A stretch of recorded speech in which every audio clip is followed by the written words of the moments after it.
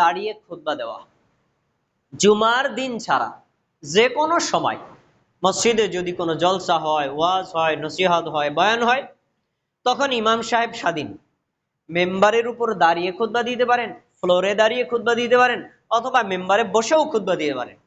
কিন্তু জুমার দিন, জুমার নামাজের সময় খাস ইবাদত, মেম্বারে দাঁড়িয়ে খুতবা দিতে হবে, বসে খুতবা দেওয়া যাবে না। তা আমাদের দেশে দেয় না? দেয়। ওই যে প্রথমে একটা বসে বয়ান করেন, বয়ানটাও একটা খুতবা। বয়ান, খুতবা, ওয়াজ, নসিহাত, আলোচনা সবগুলো মূলত একই অর্থ। তাহলে ওই যে আগে যে বসেটা আমরা খুতবাটা দিই, এই খুতবাটা আসলে সুন্নাহ সম্মত না।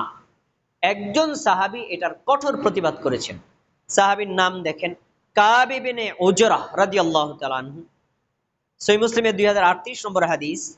আব্দুর রহমান ইবনে উম্মুল হাকাম, উনি ছিলেন মসজিদের খতিব, সে ছিল তাবি। আর কাব ইবনে উজরা, উনি ছিলেন নবীর সাহাবী। মসজিদে ঢুকলেন জুমার দিন, দেখছেন যে ওই লোকটা মেম্বারের উপর বসে বসে বয়ান করতেছে। তখন কাব ইবনে উজরা রাদিয়াল্লাহু তাআলা আনহু এত রাগ করলেন, তিনি বললেন, উনজুরু ইলা হাদাল খাবিস, তোমরা এই নিকৃষ্ট নরধম লোকটার দিকে তাকিয়ে দেখো। সে লোকটা বসে বসে খুতবা দিচ্ছে, অথচ আল্লাহ তাআলা কোরআন মাজিদে বলেছেন আমাদের নবী দাঁড়িয়ে খুতবা দিয়েছেন। সূরা জুমা খুলে দেখেন, ওয়া ইযা রাআউ তিজারাতান আও লাহওয়ান ফাদ্দু ইলাইহা ওয়া তারাকুকা কাইমা। নবী সাল্লাল্লাহু আলাইহি ওয়াসাল্লাম ওয়া তারাকুকা কাইমা, নবী সাল্লাল্লাহু আলাইহি ওয়াসাল্লাম দাঁড়িয়ে খুতবা দিয়েছেন। তাহলে জুমার দিন দাঁড়িয়ে খুতবা দেওয়া এটা একটা সুন্নাহ। এজন্য জুমার দিন ছাড়া অন্য যে কোনো সময় আপনি বসে বয়ান করেন, দাঁড়িয়ে বয়ান করেন, আপনি স্বাধীন। কিন্তু জুমার খুতবায় হতে হবে দাঁড়িয়ে, এটা রাসূল সাল্লাল্লাহু আলাইহি ওয়াসাল্লামের একটা সুন্নাত। তারপরে খুতবা হবে দুটি, এবং দুই খুতবার মাঝখানে বসা, এটা একটা সুন্নাত। ইয়াখতুবুন নবী সাল্লাল্লাহু আলাইহি ওয়াসাল্লাম খুতবাতান, নবী সাল্লাল্লাহু আলাইহি ওয়াসাল্লাম দুইটা খুতবা দিতেন। সুম্মা ইয়াজলিসু বাইনাহুমা, দুই খুতবার মাঝখানে তিনি বসতেন। তার রাসূল সাল্লাল্লাহু আলাইহি ওয়াসাল্লামের খুতবা ছিল দুইটা, আর দুইটাই খুতবা দিতে হবে এবং দুই খুতবার মাঝখানে বসতে হবে। আমরা খুতবা দিই কয়টা? তিনটা। কিভাবে তিনটা দিলাম? প্রথমে যে আমরা বসে আলোচনা করলাম, নসিহত করলাম, বয়ান করলাম, এই একটা খুতবা হয়ে গেছে। তারপরে আবার দাঁড়িয়ে যে দুইটা খুতবা দিলাম, তাহলে আগের একটা আর এই দুইটা, মোট কয়টা হয়ে গেল? তিনটা। আসলে খুতবা হবে দুইটা। এবার আপনি বলবেন, ঠিক আছে, যদি আমরা ওই আগে বয়ানটা না করি তাহলে মুসল্লিরা তো কিছু শিখতে পারবে না। মুসল্লি অবশ্যই শিখতে পারবে। আপনি যে আরবিটা খুতবা দিচ্ছেন, ওই আরবি খুতবা দেওয়ার সময় কোরআনের আয়াত বললে আরবিতে বলবেন, হাদিস বললে আরবি ইবারত বলবেন। তাহলে আরবি কিন্তু আপনার এসে যাচ্ছে, মাঝখানে অর্থটা, শিক্ষাটা মুসল্লিদের বলে দিবেন। তাহলে কি হয়? আমার খুতবাও হয়ে গেল, পাশাপাশি মুসল্লিদেরকে উপদেশ শিক্ষাও দেওয়া হয়ে গেল, একসাথে দুইটা। চমৎকার সিস্টেম। এজন্য আমাদের অবশ্যই যেই খুতবাটা আমরা দিব, ওই খুতবাটা আরবি এবং পাশে অর্থটা মুসল্লিদের শিক্ষার জন্য বলে দিব। যদি আমরা অর্থ না বলি তাহলে মুসল্লিরা খুতবা দিয়ে কিছু শিখবে না। আর যদি শুধু আরবি বলি তাহলে তো মুসল্লিদের কিছু বুঝলো না।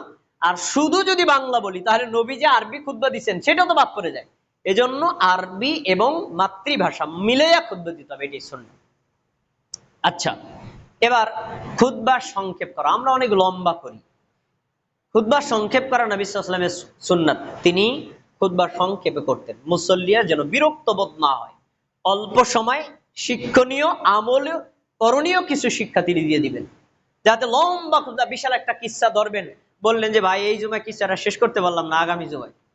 না, এইভাবে না। আপনি সংক্ষিপ্ত আকারে গুছায়া মুসল্লিদের শিক্ষার মতো একটা খুতবা নিয়ে, ওটা খতিবের কাজ। তারপরে খুতবার আলোচ্য বিষয় থাকবে কোরআনের আয়াত আর নবীর হাদিস। কোরআনের আয়াত আর নবীর কি? হাদিস।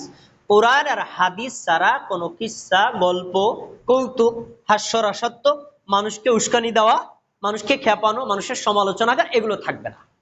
কারণ আল্লাহ তাআলা নবী মুহাম্মদ সাল্লাল্লাহু আলাইহি ওয়াসাল্লামকে যখন পাঠাইছেন, তিনি বলছেন সূরা মায়েদায় 67 নম্বর আয়াত, ইয়া আইয়ুহার রাসূল বাল্লিগ মা উনজিলা ইলাইকা মির রাব্বিক, হে আল্লাহর রাসূল, আমি আপনাকে পাঠাইলাম রাসূল হিসেবে, আপনার কাজ আল্লাহ আপনার কাছে যা নাজিল করেছে আপনি তা পৌঁছাই দিবেন, তা দিয়ে ওয়াজ করবেন, তা দিয়ে নসিহত করবেন, তা দিয়ে তাবলীগ করবেন।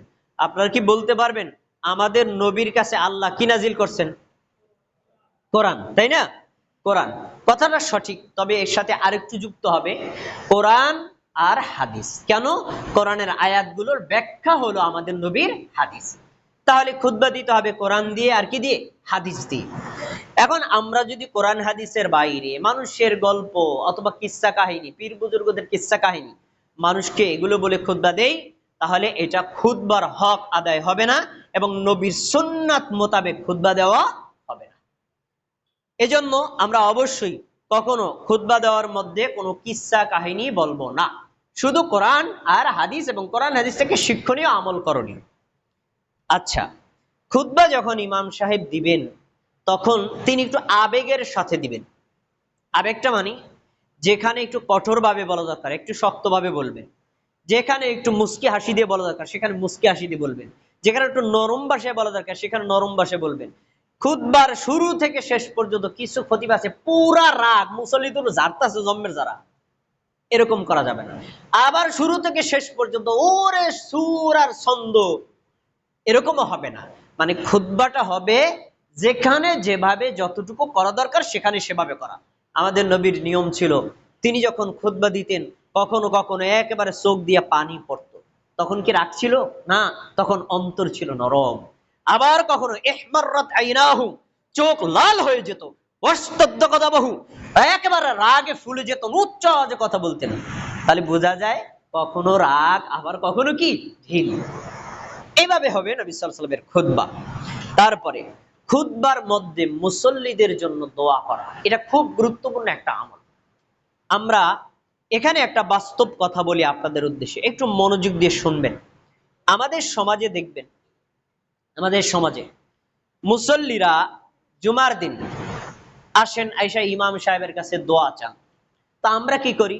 নামাজের সালাম ফিরানোর পরে আয়েশা সুন্নাত পরে আপনারা বসেন, বসলাম, তারপর সূরা কেরাত করে দোয়া করে দিই। এটা আমরা করি না কি করি না? কিন্তু আমাদের নবীর জমানায় সাহাবীগণ এবং নবীগণ এই কাজটা করতেন না। কি করতেন? তারা সব সময় জুমার দিন দোয়া চাইতেন এবং দোয়া করতেন জুমার খুতবার মধ্যে। কখন? খুতবার মধ্যে। রাসূল সাল্লাল্লাহু আলাইহি ওয়াসাল্লাম বলেছেন, জুমার দিন একটা সময় আছে, এই সময়টা সংক্ষিপ্ত। এই সময়ের মধ্যে কোনো আল্লাহর বান্দা, কোনো আল্লাহর বান্দি যদি আল্লাহর কাছে কিছু চায়, আল্লাহ তাকে ফেরত দেন না, তার দোয়া কবুল করেনই করেন। সুবহানাল্লাহ। এখানে সময়টা কখন? সময়টা তিনি বলছেন ইমাম যখন মিম্বারে বসলেন খুতবা দেওয়ার জন্য, এই যে সময় শুরু হয়ে গেল। এরপরে তিনি খুতবা শেষ করলেন, নামাজে দাঁড়ালেন, নামাজে আসসালামু আলাইকুম রহমতুল্লাহ, আসসালামু আলাইকুম রহমতুল্লাহ, টাইম শেষ।